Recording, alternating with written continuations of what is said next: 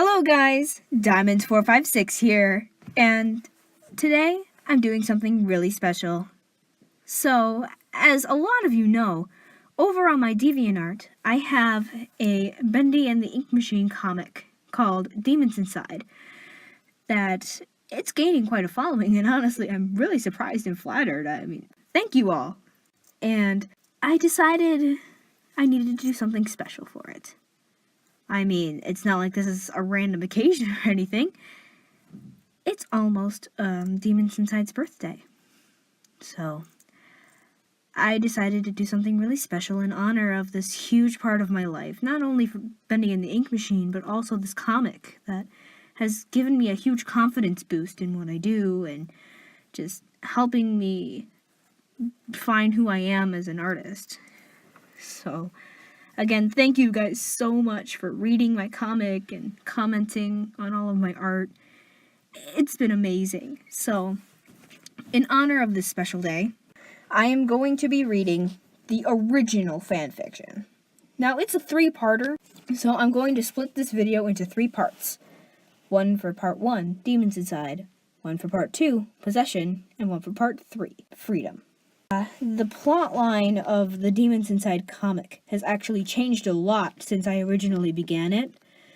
So you're going to notice right off the bat quite a few differences, and honestly, I'm way more satisfied with the comic than I am with the fanfiction, but the fanfiction is the thing that got me started. So it's just going to be really nostalgic, and I'm still pretty proud of this, the way that I wrote it at the time, and how old I was, and how much growth I've had over the years. I've been working on this for years, apparently. It's been 5 years!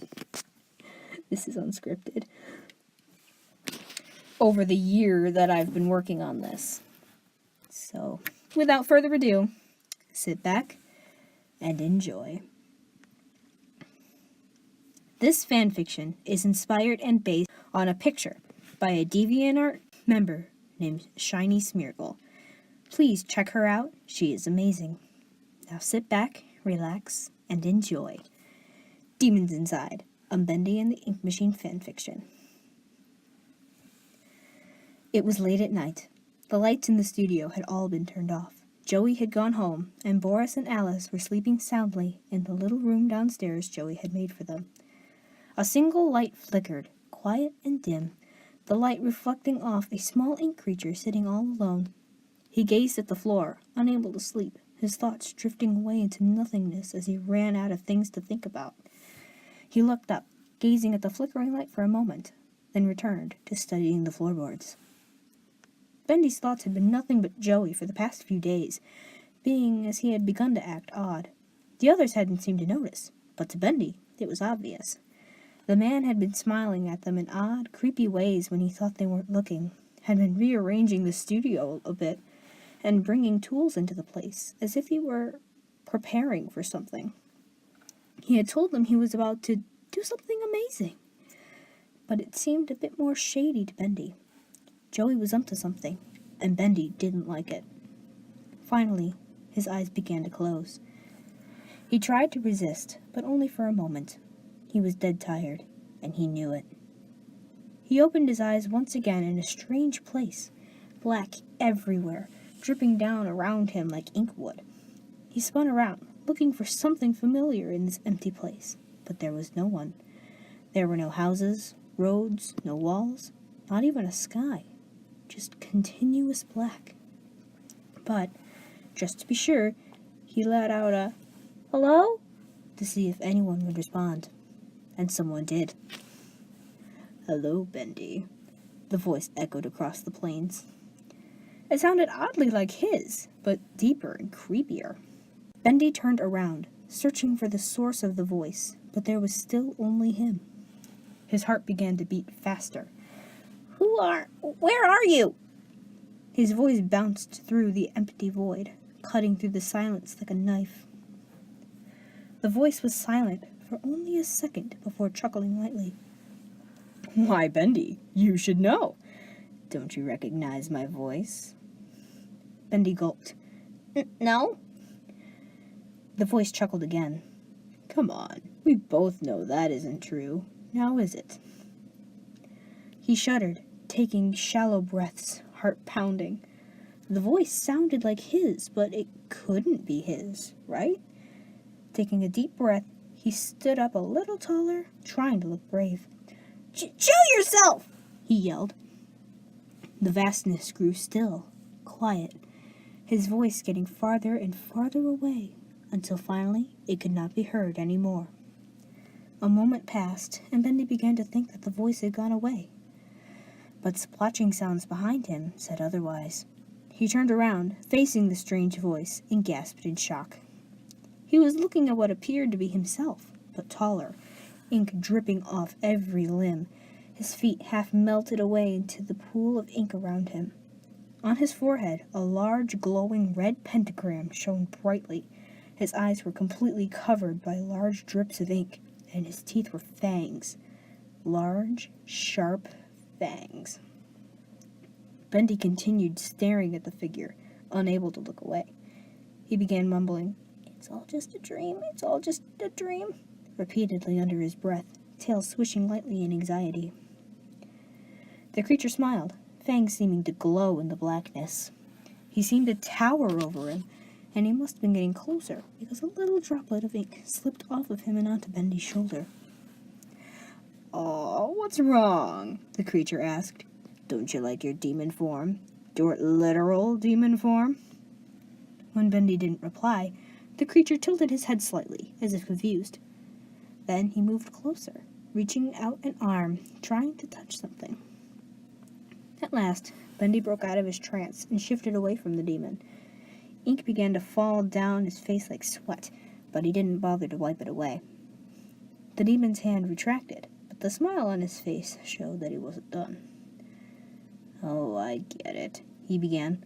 "You fear me because you think I'm going to hurt you and your friends. Well, let me ease your conscience." He then approached him once more, beginning to circle. "I am here to protect you. You know that Joey's been up to something, and yet you haven't told anyone, mainly because you know that none of you can do anything about it." Bendy's breathing deepened, and he continued to move away from Nightmare Bendy. "You don't know what you're talking about," Bendy stuttered, although he knew that what the demon said was true.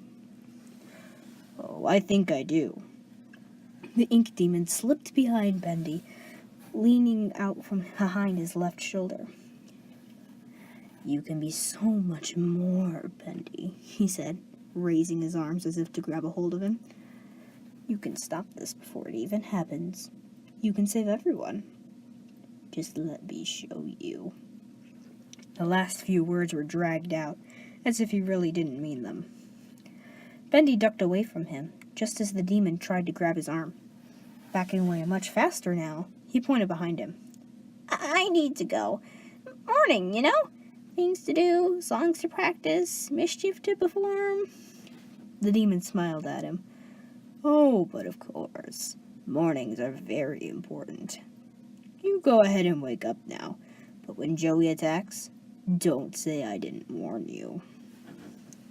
Bendy smiled at his demon self, but he knew nervousness was making it look fake, which it was. Giving a small wave, he turned and ran. Truth be told, he wasn't sure at all how to wake up. He wanted to with every drop of ink in his being, but if you don't know how, that makes things difficult. All he knew how to do was get away, and that's what he planned to do. He didn't know for how long he ran. A minute? An hour? It didn't matter. All that did was the fact that he finally opened his real eyes, only to find that Boris and Alice were gone. Looking around, he realized that maybe they weren't gone, but he had been moved. He was in a completely different room now. The ink flow room, right next to the band room. His back was propped up against the cold machine, his tail tucked around him neatly. He stood up, stretching, and gazed at the door. Shut. There was no other way out. The door, which opened and closed like a garage door, couldn't be unlocked from inside, and there were no windows or vents. He was trapped. But why? Running up to the door, He began to pound on it. "Hello? Is someone there?" he yelled. "Hello?" He pounded on it a few more times, but after a moment, gave up. He turned around, gazing at the machine opposite of him. "This is all Joey's fault," he thought bitterly. Instantly, he began to think about what Demon Him had said. "You can be so much more. You can stop this. You can save everyone." And he'd ignored him. He slammed his fist against the door, anger with himself and Joey growing rapidly. He'd known this would happen all along, and yet he'd ignored the only chance he had to fix it before it even broke. How could he have been so stupid? He slumped down, resting his head on his knees, thinking about ways to get out. He could pound on the door until someone rescued him, but there was no one here except Joey, and he knew that if that man opened the door, he'd have to run away to avoid whatever fate that man entitled. So that wasn't the answer. He could try to pry the door up, but he knew he wasn't strong enough for that. Melt down into a puddle and slide under? No, the door was waterproof to prevent ink bursts from the machine leaking out into the recording studio. Besides, he didn't know how to do that anyway. He was truly trapped. He didn't know what to do, so he just sat there, curled up in a ball, waiting for Joey to come get him. Lights began to flicker, until finally they went out altogether. He waited and waited, minutes turning into hours, until finally, footsteps. The door sped up, Joey Drew's shadow covering his face. Bendy was almost relieved to see him. "Bendy, there you are!" He began to approach, holding one hand behind his back, the other stretched out in greeting. "I hate to break it to you, but hide and seek ended a while ago when we couldn't find you. What are you doing in here?" Bendy shifted away from the man, not saying a word. He didn't want to say the wrong thing, in case Joey might do something to him, so he kept quiet. "Aw, come on, buddy. You trust me, right? Come on, let's go show the others that you're okay." "You can't trust him," Bendy thought.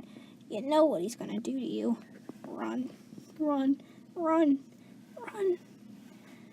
Bendy gulped, then reached out his own hand toward his, every fiber screaming at him to stop and hide. But there was nowhere to go. Yes, he lied, acknowledging the trust question. Okay. He took Joey's hand and instantly regretted it. Joey's hand squeezed tight, yanking him upward violently into a standing position. He smiled at him, but not the kind of smile he usually had. This one was a more maniacal version of the one he kept giving them when they weren't looking. "Alrighty then," Joey grinned. "Let's go visit your friends." And that was part 1 of the original fanfiction for Demons Inside. Thank you guys so much for listening or watching, I guess. At the time of this recording, it's actually a few days before Demons Inside's birthday, and I'm hoping to get all of the audio recorded all at once.